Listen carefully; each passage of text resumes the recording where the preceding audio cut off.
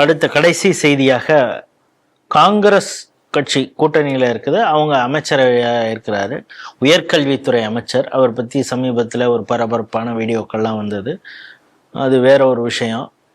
இப்போ என்னன்னா, ஏற்கனவே தமிழகத்தில் கல்வி வளர்ச்சி, அவங்களுடைய ஐக்யூ இக்யூலாம் எப்படி இருக்குன்னு எல்லாரும் பார்த்துருக்காங்க. இப்போ என்ன சொல்கிறாங்கன்னா, டிகிரி கம்ப்ளீட் பண்ணாமலே போஸ்ட் கிராஜுவேட்டுக்கு அப்ளை பண்ணக்கூடிய ஒரு சுச்சுவேஷன் இருக்குது. குறிப்பாக மெட்ராஸ் யூனிவர்சிட்டி, அதில் வந்து டிகிரி லாஸ்ட் செமஸ்டர் எழுதுனவனுக்கு இன்னும் ரிசல்ட்டே வரல, ஆனால் உடனடியாகவே அட்மிஷன், பிஜி அட்மிஷன் பண்ணி இப்போ காலேஜும் ஆரம்பிச்சிருச்சு அப்படிங்கிறாங்க. ஒருவேளை இப்போ லாஸ்ட் செமஸ்டரில் அவன் ஃபெயில் ஆகிட்டான்னா, அரியர் வந்ததுன்னா என்ன பண்ணுவாங்க அப்படின்னா, அதிகாரிகள் ஒன்றும் சொல்லாமல், நான் ஒன்றும் பிரச்சனை இல்லை, அவங்கள வந்து ஒரு காத்திருப்போர் பட்டியலில் வெயிட்டிங் லிஸ்ட்டில் வைப்போம். சரி, வெயிட்டிங் லிஸ்ட்டில் வச்சு அவனை இன்னொரு எக்ஸாம் எழுத வச்சு, அப்படின்னா சப்போஸ் இவனை அட்மிட் பண்ணிட்டோங்கிறதுக்காக அவனை பாஸ்போர்ட் போட போகிறாங்களா, லாஸ்ட் செமஸ்டரில் கிளியர் பண்ண போகிறாங்களாங்கிறதும் தெரியல. ஒரே கன்ஃபியூஸில் மாணவர்கள் இருக்காங்க. இந்த கல்வியாளர்கள்லாம் ரொம்ப அதிர்ச்சியாக இருக்காங்க. ஆனால் மாற்றம்னு சொல்லிட்டு இவ்வளோ தடாலடி மாற்றமாக இருக்குது இந்த கவர்மெண்ட்டு அப்படின்னு பார்க்குறாங்க. நீங்கள் எப்படி பார்க்குறீங்க? முன்னாடி இவங்க உள்கட்டமைப்புகளை சரி பண்ணாமல் இவங்க மீண்டும் திமுக பாணியிலே பிரயாணிப்பாங்களோங்கிற ஒரு அச்சம் நமக்கு ஏற்படுது. Too early to predict, as I told earlier. ஆனால் அதே நேரத்தில் இவங்க திமுக செய்த தவறுகள்லேருந்து வெளியில் வரணும். நீங்கள் முன்னாடி இருந்த அமைச்சர், கல்வித்துறை அமைச்சராக இருந்தவர் யாரு? கோவி செழியன், உயர்கல்வி பள்ளி கல்வித்துறைக்கு உதயநிதியோட ரசிகர் மன்ற தலைவர். அவர் வந்து என்னெல்லாம் கூத்தடிக்க முடியுமோ கூத்தடிச்சாங்க. இதில் தாவேக்கா வந்து அரசியல் ரீதியாகவும் சரி, நிர்வாக ரீதியாகவும் சரி, பல இடங்களில் கோட்டை விடுறாங்க. இல்லை, இப்போ அதில் பள்ளிக்கல்வித்துறை அமைச்சர் அவர் ஒரு வீடியோ போட்டார், ரூல்ஸை ஃபாலோ பண்ணுங்கடான்னு. இப்போ இந்த அம்மாவும் சம்மந்தம் இல்லாமல், பள்ளிக்கல்வித்துறைக்கு சம்மந்தம் இல்லாத வந்து அம்மாமா ஆய்வு போட்டு இங்கிலீஷ்லாம் கேள்வி கேட்குது, தப்பாக கேள்வி கேட்குது. அந்த தப்பாக கேட்ட கேள்விக்கு அந்த பிள்ளை சரியாக பதில் சொல்லலையேன்னு ஒரு ரீல்ஸ் போடுது. இவங்களுடைய எக்ஸ்போஸ் பண்ணிக்கிறாங்க, இவங்களை எக்ஸ்போஸ் பண்ணிக்கிறாங்க. ஆங்கிலங்கிறது ஒரு மொழி, அது ஒரு கருவி.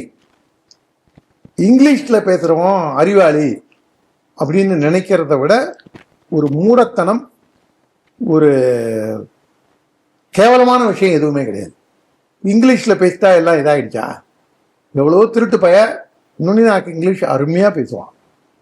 அதனால எந்த மொழியாக இருந்தாலும் மொழிங்கிறது ஒரு கருவி. ஆனால் அதை விட்டுட்டு நீ இங்கிலீஷில் அப்படி பேசினியா இப்படி பேசினியான்னு அந்த அம்மா போய் பள்ளிக்கூடத்தில் டீச்சர்கிட்ட கேள்வி கேட்டு, அதுக்கப்புறம் அந்த டீச்சர் பசங்களை கேள்வி கேட்டு, இது ஒரு கான்ட்ரவர்சி ஆகி உடனே இதுக்கு 4 பேர் வந்து இந்த அமைச்சர் வந்து இந்த இடத்துல கிராமட்டிக்கல் மிஸ்டேக் இப்படி பண்ணியிருக்காங்க அப்படி பண்ணியிருக்காங்க. இது வந்து எல்லாமே வந்து ஒரு இந்த மொழியை ஒட்டி இது வந்து இங்கிலீஷ் தான் உயர்ந்த மொழி அப்படிங்கிற ஒரு அடிமைத்தனத்துக்குள்ளேயே இவங்க திரும்பி திரும்பி போய் எல்லாருமே சிக்கிக்கிறாங்க. இதில் இந்த அம்மாவும் அமைச்சரும் ஒரு லேர்னிங் ப்ராசஸில் இருக்காங்க. அப்படிங்கும்போது அந்த அம்மா வந்து எல்லா இடத்துலையும் உடனே தன்னை போய் எக்ஸ்போஸ் பண்ணிக்கணும், தான் எல்லாத்துலேயும் ஒரு நிபுணர். உங்க என்ன திமுகவா? உடனே நேத்திக்கு கட்சியில் சேர்ந்து கிட்டத்தட்ட ஜூலியோட போட்டி தான் வரும் கடைசியில். இந்த பிக் பாஸ், அதோட இல்லாமல் இந்த ஜல்லிக்கட்டு ஜல்லிக்கட்டில் மல்லு கட்டியவர்கள், அந்த ஜூலி லெவலுக்கு இவங்க இறங்கணுமா அப்படிங்கிறத இவங்க யோசிச்சு இவங்க செயல்படுறது இவங்களுடைய அரசியல் எதிர்காலத்துக்கு நல்லது. நம்ம கொஞ்சம் தாவேக்காவை வந்து கொஞ்சம் சாப்பிட்டாதான் விமர்சிக்கிறோம். ஏன்னா அவங்களுக்கு இன்னும் ஒரு காலம், இன்னும் ஒரு சைசபிள் டைம் இன்னும் அவங்களும் எடுத்துக்கலாம். ரெண்டாவது வந்து எங்கேயாவது ஒரு இடத்துல சரி பண்ணணும்னு கூட நினைக்கலாம். அதனால நம்ம வந்து அவசரப்பட்டு இவங்களை போய் திட்டுறது நம்ம வேலை கிடையாது. மத ரீதியாக இவங்க பண்ணுற விஷயங்கள் எல்லாம் உடனுக்குடனே நம்ம பாஞ்சு வந்து கண்டிச்சே தீரணும். இப்போ என்னன்னா, இப்போ ஹையர் எஜுகேஷனை பொறுத்தளவு ஏற்கனவே இவங்க கவர்னரோட முரண்பட்டு இருக்காங்க. இப்போ நிர்மல்குமார் வந்து அவர் ஆய்வு பண்ணக்கூடாதுங்கிறாரு. ஆனால் யூனிவர்சிட்டியில் அவர் ஆய்வு பண்ணக்கூடிய வாய்ப்பு இருக்கிறது, அதற்கான அதிகாரமும் இருக்குங்கிறப்ப இப்போ இது மாதிரியான விஷயங்கள்லாம் யூனிவர்சிட்டி வந்து அவர் ஆய்வு பண்ணக்கூடாது. அவர் எங்கே போய் ஆய்வு பண்ணாரு? நான் ரோட்டில் போகும்போது அந்த ஆறை பார்த்தேன், தண்ணி இல்லை. ஏன்டா அப்படி குப்பையும் குழுவமாக வச்சிருக்கீங்க? எனக்கு என்னன்னா, கவர்னர் வைகை நதியை பார்த்து சொன்னதுக்கே இப்படி சொல்கிறாங்களே, கிருதுமால் நதின்னு ஒண்ணு மதுரையில ஓடுது. அந்த கிருதுமால் நதியில தான் வராக அவதாரத்தோட வராக அவதாரம் நடந்ததே அந்த கிருதுமால் நதியில தாங்கிறது ஐதீகம். அப்பேற்பட்ட சரித்திரத்தோட தொடர்புடைய அந்த கிருதுமால் நதி சாக்கடை மாதிரி சாக்கடையே தான். நீங்க மெட்ராஸ் கூவத்தோட சு வெங்கடேசனுடைய வெற்றியே அதுலதான் இருக்குது. அவனுடைய வெற்றி அவன் சு வெங்கடேசன் இல்ல, அவன் சும்மா வெங்கடேசன். அவன் தப்பா புரிஞ்சுக்காதீங்க. சும்மா வெங்கடேசன் இருக்கான்ல, அவன் வந்து அந்த 10 வருஷமா எம்பியா இருந்தா அங்க ஒன்றும் கைட்டல. ஆனா பேச்சு மட்டும் பாருங்க, இவனுக்கெல்லாம் சரி சில வார்த்தைகளை இது பண்ணிப்போம். அந்த கவர்னர் அங்க வந்து ஏன்டா அப்படி வச்சிருக்கீங்க, இதை சரி பண்ணுங்கடா அப்படின்னு சொன்னா, ஏற்கனவே திமுக வந்து பல ஆயிரம் கோடியே இந்த மாதிரி விஷயங்கள்ல தின்னு முழுங்கி இருக்கு. இவங்க புத்திசாலியா இருந்தா என்ன பண்ணும்? கவர்னர் சொல்லியிருக்காருங்க, நம்ம இதிலெல்லாம் எவ்வளோ ரூபா செலவு பண்ணியிருக்காங்க, எவ்வளோ ரூபாய்க்கு வேலை நடந்திருக்கு அப்படின்னு சொல்லி திமுகவை எக்ஸ்போஸ் பண்றதை பார்ப்பியா? அதை விட்டுட்டு இப்போ நிர்மல்குமார்லாம் என்ன நினைச்சுக்கிறாருன்னா, இப்போ திமுக இடத்துக்கு நாங்கள் வந்துட்டோம் அப்படின்னு. ஆனால் இதை ஒரு விதத்தில் இதை பிஜேபி, நான் சார்ந்திருக்கிற பிஜேபி இதை கேபிட்டலைஸ் பண்ணிக்கணும். ஏன்னா அது ஜூனியர் வைகோ திருமாவளவன்லேருந்து எல்லாருக்குமே என்ன ஒரு இதுன்னா, நாளைக்கு வந்து இங்கே வந்து ஒரு வலுவான சக்தியாக இருக்க போகிறது பாரதிய ஜனதா கட்சி தான் அப்படின்னு இது இருக்கும்போது அவங்களுக்கு அந்த ஒரு பயம் இருக்கு. இந்த பிஜேபி காரனுக்குனா ஒரு டவுட் இருக்கு, நம்ம வளருவோமா, நாம வந்து நாளைக்கு சக்தி வாய்ந்து வந்துருவோமா, நாம வந்து திரும்பியும் பழைய எழுச்சிக்கு வந்துருவோமா அப்படின்னு பிஜேபி காரனுக்கு தான் டவுட் இருக்கு. எதிர்கட்சிக்காரனுக்கு அது இல்லை. இவன் என்னைக்கா இருந்தாலும் ஏஞ்சி வருவான், ஏஞ்சி வந்து அடிச்சான்னா இவன் ராட்சச அடி நம்மளை அடிப்பான் அப்படிங்கிற பயம் எதிர்கட்சிக்காரனுக்கு இருக்கு. அதனால அப்போதைக்கு இப்போதே சொல்லி வச்சிருவோன்னு கவர்னர் எதிர்க்கிற வேலையெல்லாம் இப்ப ஆரம்பிச்சு. அதனால அவங்க என்ன பண்றாங்க, சென்ட்ரல் ஸ்டேஜுக்கு நாம இருப்போம், அதனால இது ஏற்கனவே நம்ம துண்டை போட்டு வச்சுப்போம் அப்படிங்கிற ஒரு இதுல அப்ப அந்த மாதிரி இப்ப திமுக இடத்த இவங்க இட்டு நிரப்பி இவங்க திமுக மாதிரி பிஜேபி எதிர்க்க வராங்களாம். இது வந்து ஓட்டர்ஸுக்கும் ஒரு இது, மீதி கட்சிகளுக்கும் ஒரு சிக்னல்.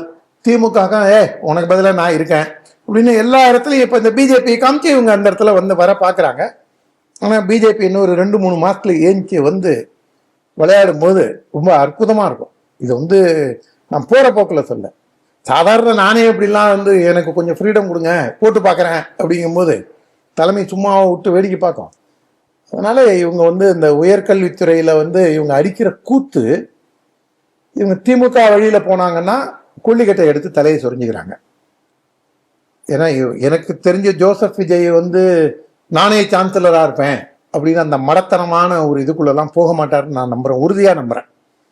ஏன்னா தன்னுடைய எல்லையை உணர்ந்து என்னதான் காங்கிரஸ் தூபம் போடலாம், ராகுல் காந்தி சொல்லலாம் விடாத புடி அப்படின்னு, மாணிக்கம் தாகூர் என்ன நினைச்சிட்டு இருக்க, நான் யார் தெரியுமா, என்ன தெரியுமா.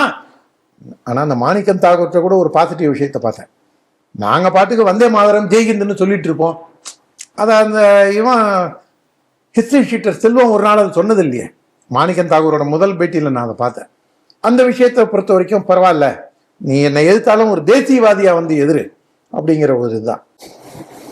ஆனால் இந்த அமைச்சரும் தேவையில்லாமல் பல்வேறு கான்ட்ரவர்சியில் சிக்கி அதை வந்து இவங்க இல்லைன்னு சொல்ல பார்க்குறாங்க. ஆனால் அது காங்கிரஸ் கட்சிங்கும் போதே நாம் இன்னும் வேகமாக அடிக்கணுங்கிறது தான் அது. விஜய் ஆட்சியில் இருந்தால் என்ன, யார் இருந்தா என்ன, மொத்தம் பச்சை பிள்ளையே இந்த ஆள் எப்படி ஹேண்டில் பண்ணாரு, இப்போ இந்த விஷயத்தை எப்படி ஹேண்டில் பண்ணுறாரு. நீங்கள் கேட்ட மாதிரி அவன் ஃபெயில் ஆயிடுறான், சரி ரீ எக்ஸாம் ஐயே, அவனுக்கு ஒரு 2 மாதத்துல 3 மாதத்துல ரீ எக்ஸாம் வருது, அதுலேயும் ஃபெயில் ஆயிடுறான். அப்போ அதனால கோர்ஸே நீங்கள் 1 வருஷம் தள்ளி வச்சிருவீங்களா, இல்லை அடுத்த வருஷம் அட்மிஷனில் இவனை சேர்ப்பீங்களா, இல்லை நீங்கள் சொன்ன மாதிரி இவனை ஆல் பாஸ் போட்டுருவீங்களா, இல்லை அவனுக்கு கட்டின ஃபீஸை திருப்பி கொடுத்துருவீங்களா. இது மொத்தமான ஒரு துக்ளக் தர்பார் மாதிரி தான் இந்த ஹையர் எஜுகேஷன் மினிஸ்டர் இருக்காரு. இந்த ஹையர் எஜுகேஷன் மினிஸ்டர் வந்து புரிஞ்சுதான் நடந்துக்கிறாரா, இல்ல ஓவர் கான்பிடன்ஸ்ல நடந்துக்கிறாரா. அவர் விஜய் பாட்டுக்கெல்லாம் டான்ஸ் ஆடிட்டு இருக்காரு. இல்ல அது வந்து அவர் கவர்றதுக்காக பாக்குறாரு. நாளைக்கு ஒருவேளை இந்த காங்கிரஸை உடைச்சிக்கிட்டு போறாங்கன்னா ஜென்சிக்கல் மனநிலைக்கு அவரும் வந்து டான்ஸ் ஆடுறாரு. அது வந்து யார் என்ன செய்யணுமோ அதை தான் செய்யணும்.